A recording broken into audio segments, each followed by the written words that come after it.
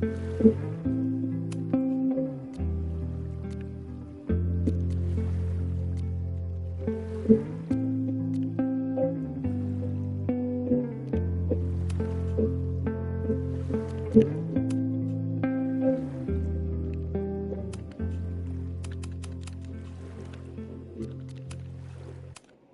name is Max Caulfield.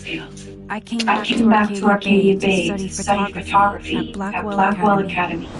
And it was there I started having visions of the town being wiped out by an impossible storm.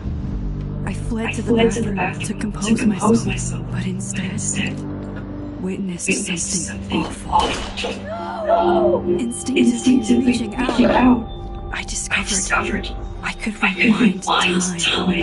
The girl Max saved was me. Chloe Price and I were childhood best friends. We grew close once more as we reveled in Max's strange new powers. We discovered I can freely rewind up to a few minutes at a time. And if I concentrate on a photo, I can travel much farther into the past, projecting my mind back into my younger body. But we also learned that making significant changes to the past can have devastating consequences for the present. With the aid of my power, we solved the disappearance of Chloe's friend, Rachel. But even though we brought Rachel justice, Max's twisting of time had a cost. The storm. Looking down into Arcadia Bay from the lighthouse as the storm raged. I truly believe the only way to save everyone else was for Max to rewind back to that fateful bathroom and let me die. I was forced to make an impossible choice.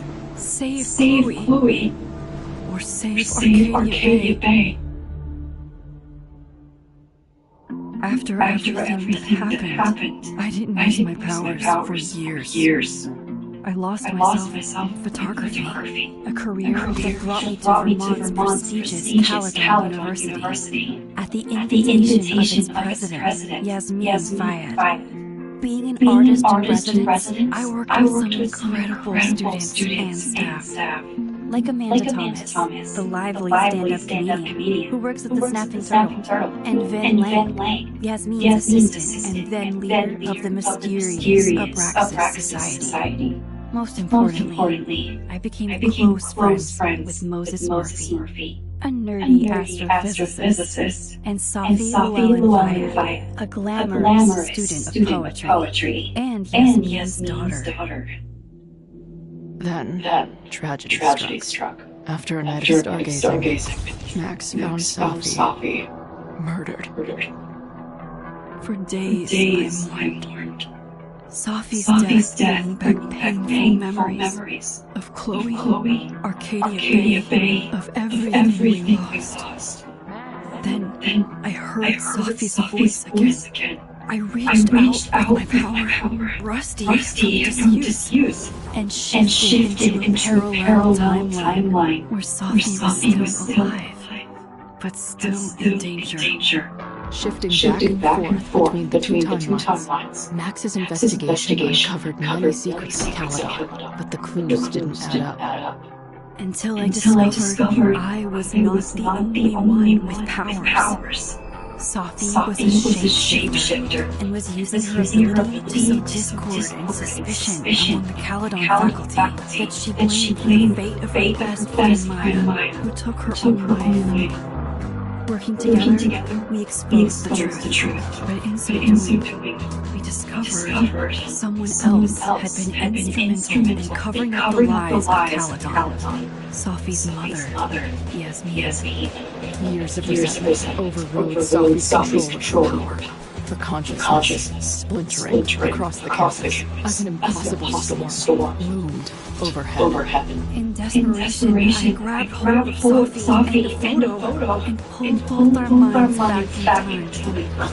In the past, Safi, now clear-minded, begged Max to shoot her, to stop this horror from happening again. But I refused to repeat my past mistakes, torn between terrible options. I chose a third way. Inside the storm, causality fractured. I faced my past and united the fragments of Sophie's mind. I merged the timelines back into one, saving Sophie, and together we escaped the storm. An action that will have significant repercussions. And Sophie herself, she left Canada on a quest to find other people like her. But before she did, she asked Max if she would support her, flaws and all, or condemn her for the people she hurt. From the moment I merged the timelines, my ability to rewind time started to return. I have this power to help people. After everything I've been through, I won't run from it anymore.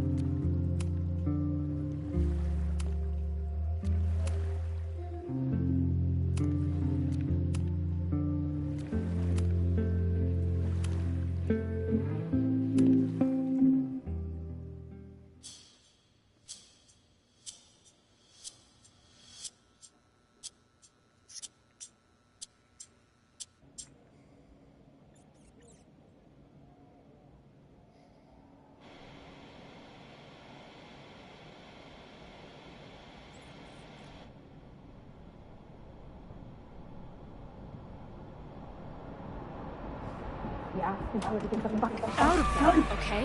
I don't know how. Maybe. Hold on. Maybe try reminding her that a drum machine doesn't take up half the van and smell like ass after the gig. 20 minutes? Yeah. Okay. I can make that work.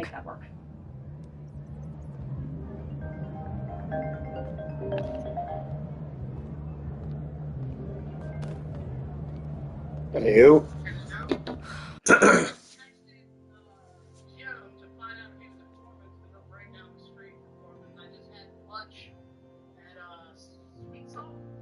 Sweet Salt.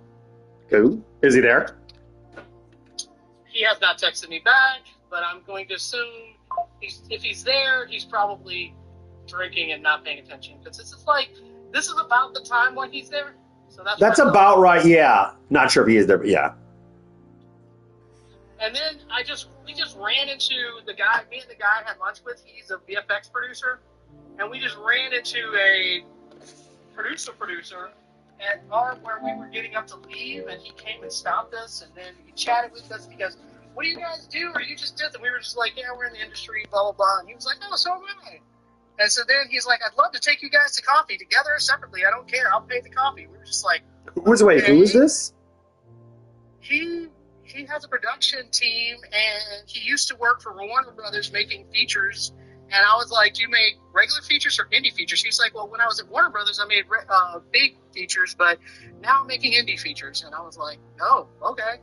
So maybe we got to talk to him and see if we're gonna. I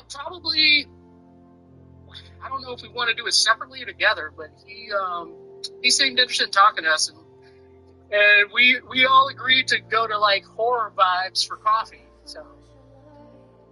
Wait, who agreed? All of us. Me and the guy I was meeting with today is a VFX producer. But who's the other people? That's what I mean. Okay, yeah. All right, got it. The other guy is just a producer. He's just like, he has a production company. And he used to work for Warner Brothers making their feature films. But now he has his own production company.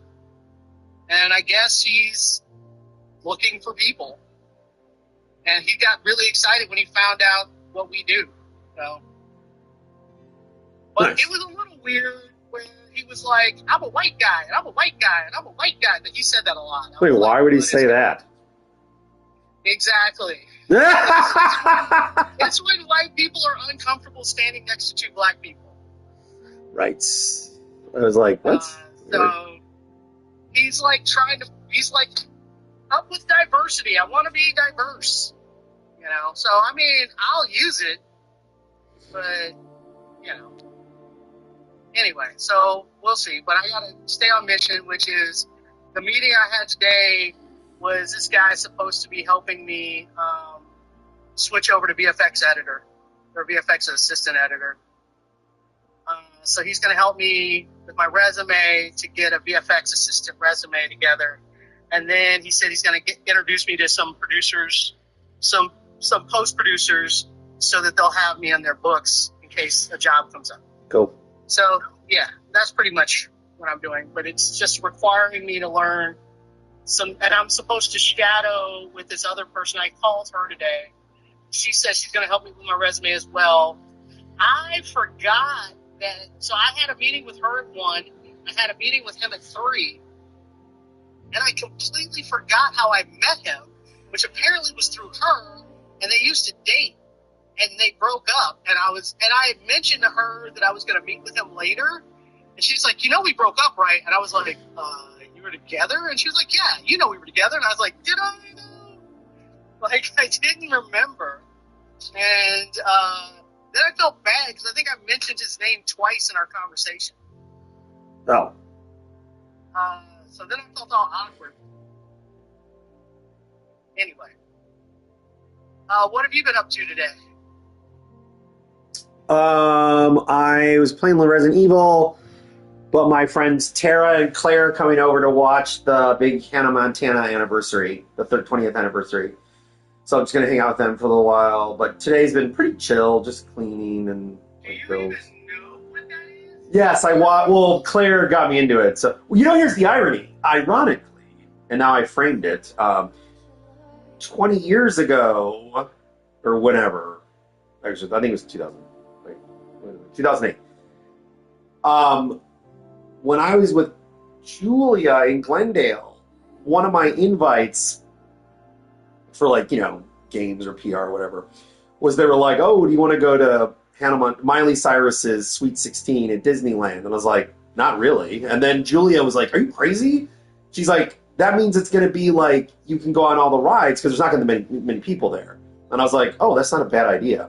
So we went. I think there was a parade at the end where maybe I saw Miley Cyrus, but the party was pretty cool. It was just neat to be at Disneyland and have the park to yourself. That was pretty cool. But I forgot that I actually got a signed poster from her, from the event. And so when I was going through my posters and redoing everything, I took it out, and then Claire was like, oh my God, what the hell is this? I was like, oh, I went to this event or whatever.